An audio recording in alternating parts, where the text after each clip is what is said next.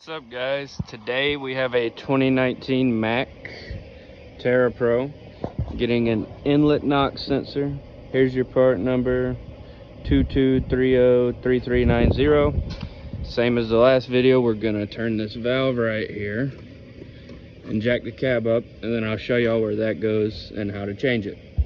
Alright, so once again we're back to standing on the tire, and this truck actually has the larger engine in it, the MP8. The inlet knock sensor is located right there on this one, and the box for it's actually inside of this case right here. It's got 10mm bolts, I think. Let's see, 2, 4, 5. So a total of 6 bolts. But the very first thing I'm gonna do actually is get some WD-40 and go ahead and have that spray that. Also, a good tip for this is to run the engine for maybe 10 to 15 minutes before you're gonna start working on it. Get it heated up so it'll break free easier.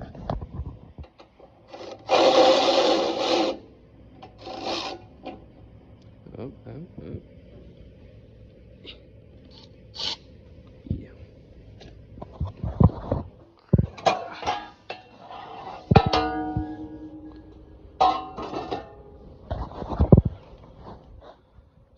That's out of the way. See, we can fully see our sensor right here, as well as where it actually plugs in down here.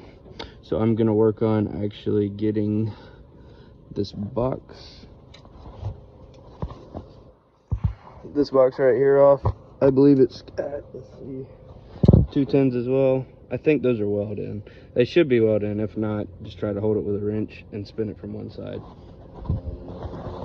So this one has a little tab you push right here, and it pops it up right there. Sometimes you have to kind of get your nail in there to pop it up, and then you should be able to just wiggle it, pull it off. Alright, so you have one bolt right here and one bolt right here. You can't really see it very quick, but anyway, just get you a little 1/4 10, pull them right out. Might be a tight fit on the bottom one. Probably want to run a shallow, but I'm getting it with it. These bolts are welded in, or sorry, the nuts are welded in, so you shouldn't need a wrench. You should just be able to thread it right out. So you don't need a wrench here, just pull them with a ratchet. So you have this little plastic retainer right here sticking in from this side. It'll have a zip tie holding all these wires.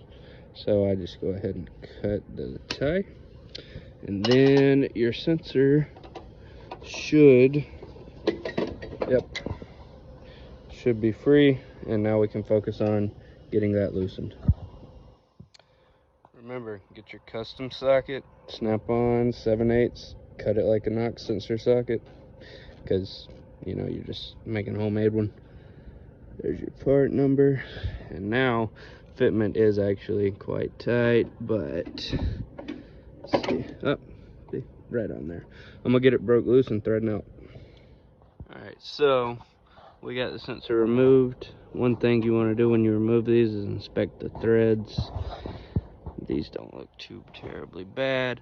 If they do look bad, get you a, I think it's M20 size thread chaser and clean them out real good. I'm gonna reinstall the new one. Be sure to put anti-seize on it. I'll reinstall it and then show you how it'll look. All right, we have our sensor installed there. Here, plugged in, bolted, put a fresh zip tie on it. So now I'm gonna reinstall this plate right here, and I'll show you all that. Okay, so we have our plate reinstalled, and that's what it looks like with a fresh one in there.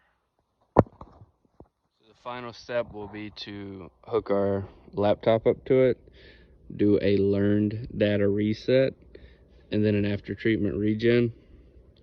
I'm not going to show you all that because I just did it in my previous video. If you're curious about how to do that, I did it with the J Pro software on the last video. This was more just to kind of show y'all the location of an inlet knocks on a Mac Terra Pro. So anyway, like, comment, subscribe. Thanks for watching the video.